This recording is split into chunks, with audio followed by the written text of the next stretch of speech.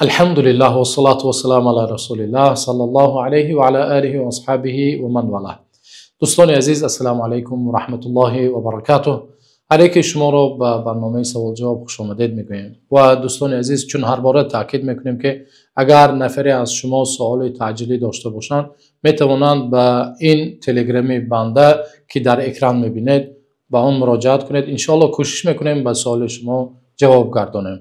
خوب، اکنون میگذاریم به سوال ها. یکی از دوستان میپرسد: السلام علیکم و رحمت الله و برکاته. برادر گرامی، درباره مردهایی که در شهر روسیه با زنهای روس تتر زاکس میکنند برای پاسپورت حجت روسیه را گرفتن در دین اسلام جایز است؟ اگرچند که زن نکاحی خود در خانهش در خدمت او و مرد برآمده چنین رفتار میکند، همین جایز است؟ خب، باز یک نفر دیگر مثل همین سوال پرسیدند: سلام علیکم و رحمت الله و برکاته. یک برادر سوال داد: استاد، سوال همین که یک زن با یک مرد زندگی میکند اما برای گرجدنی گیری با دیگر مرد زاکس کند چی میشود استاد؟ خب دوستان عزیز، چنانه که برای ما و شما معلوم است، این را عقد ازدواج ساخته میگویند یا با زبان روسی فیکتیونی براگ میگویند. برای به دست آوردن شهروندی روسیه یا نابسته از کدام شهروندی باشد، انسان برای یک شهروندی را به دست آوردن چیکار میکند؟ فیکتیونی براگ میکند یا ازدواج عقد نکاحی ساخته میکند. دوستان عزیز، این برای ما و شما معلوم است که فریب است. این خودش یک عقد نکاحی ساخته است و البته برای بنده مؤمن نمیزیبد که بنده مؤمن فند و فریب کند و یک حجت را به دست بیارد. چنانکه که پیامبر صلی الله علیه و سلم در حدیث صحیح خود فرمودند: من غش فلیس منی. این حدیث در صحیح مسلم روایت شده است. پیامبر صلی الله علیه و سلم میگویند کسی اگر فریب داد از ما نیست یا از جمله مسلمان ها نیست. میگویند پیامبر صلی الله علیه و سلم. بیاید اکنون به خود عقد ازدواج، عقد نکاح نظر کنیم که عقد نکاح، این یک عقد ازدواج مقدس در دین اسلام چی مکانت و چی منزلت دارد. الله سبحانه و تعالی در قرآن کریم وقت عقد نکاح را، عقد ازدواج را ذکر میکند، الله سبحانه و تعالی این را با پیمان محکم و استوار و بسیار غلیظ وصف کرده است. الله میفرماید: و اخذنا منکم میثاقا غلیظا. الله میگوید و آنان یعنی زنها هنگام عقد ازدواج از شما مردان پیمان محکم و استوار گرفتند. این را در سوره نساء آیت 21 الله گفته است.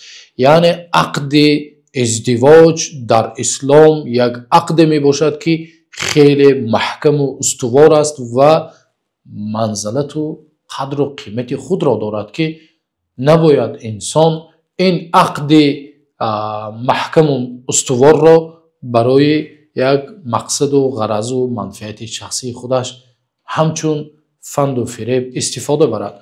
همچنین پیامبر صلی الله علیه و سلم در حدیث خود فرمودند، از ابو هریره رضی الله عنه روایت شده است که پیامبر صلی الله علیه و سلم میفرمایند: ثلاث جدهن جد و هزلهن جد، النکاح و الطلاق و الرجع. پیامبر صلی الله علیه و سلم میگویند که سه چیزی هست که جدیش جدی حساب می شود و همچنین هزل و شوخیش هم جدی حساب می شود. این چی است؟ اولینش این نکاح است. در نکاح شوخی نیست دوستان عزیز، در عقد نکاح شوخی نیست. و همچنین طلاق و رجوع کردن از طلاق، پیامبر صلی الله علیه و سلم این سه چیز را گفتند که هم جدیش جدی حساب می شود و هم هزل و شوخیش جدی حساب می شود. زیرا اینکه این عقد و پیمان در دین اسلام عقد و پیمان عادی خرید و فروش نیست دوستان عزیز. همچنین در حدیثی که در طبرانی روایت شده است، پیامبر صلی الله علیه و سلم میگه: ثلاث لا يجوز اللعب فيهن. سه چیزی هست که میگویم پیامبر صلی الله علیه و سلم در آن بازی کردن، در آن شوخی کردن جایز نیست هرگز. چی است آن سه چیز؟ پیامبر صلی الله علیه و سلم میگن: الطلاق و النکاح و العتق. پیامبر صلی الله علیه و سلم میگن طلاق، انسان نمیتواند با شوخی گوید به سوی همسرش طلاقت کردم و بگوید که من شوخی کردم، یا گوید من هم تو بازی کردم. جایز نیست، این درست نیست. و النکاح، همچنین نکاح میگوید. این یک عهد و پیمانی هست بین دو طرفین. بنابراین پیامبر صلی الله علیه و آله میگن جایز نیست. و همچنین العتق یعنی آزاد کردن غلامان که الحمدلله امروز زمان غلامداری گذشته است و رفته است. در تاریخ ما میدونیم که غلامداری بود و انسان وقتی غلامش را اگر میگوید آزاد کردم، جایز نیست که گوید من شوخی کردم. وقتی گفت من آزادت کردم، آزاد میشه.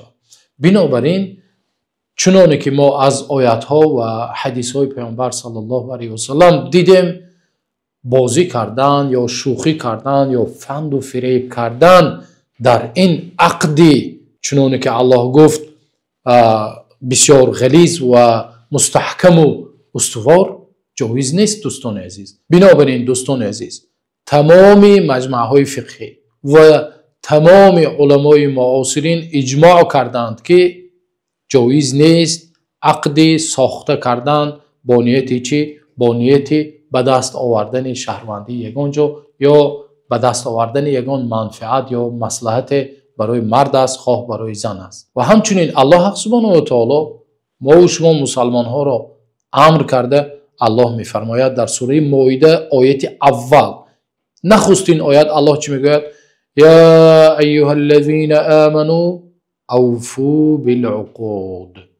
الله میگوید ای آنهایی که، ای کسانی که ایمان آورده اید، ای بنده مؤمن، آن نفری که دعوای ایمان میکنی، سرت را برداشته میگوی من بنده مؤمن هستم الحمدلله میگویی، الله برای ما و شما خطاب کرده گفته ایستاده است که به پیمانهای خود وفا کنید. بنده مؤمن به عهد و پیمانش، هر عقدی که میبندد به آن وفادار است و نمی‌سزد که برای بنده مؤمن یک عقدی که بسیار عقد مقدس است و مستحکم است و استوار است، آن را چیکار کند؟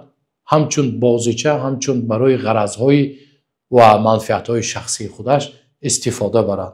الله سبحانه و تعالی را دعا میکنیم که الله سبحانه و تعالی ما و شما مسلمان ها را از هر راه بد و الله سبحانه و تعالی از فند و فریب و از عهد و پیمان شکنی و از همین کارهای بد الله سبحانه و تعالی ما و شما را نگه دارد و الله سبحانه و تعالی ما و شما را بر راه صراط المستقیم و بر شریعت خودش استوار بگرداند تا نوار آینده. الله نگهبانتان باشد.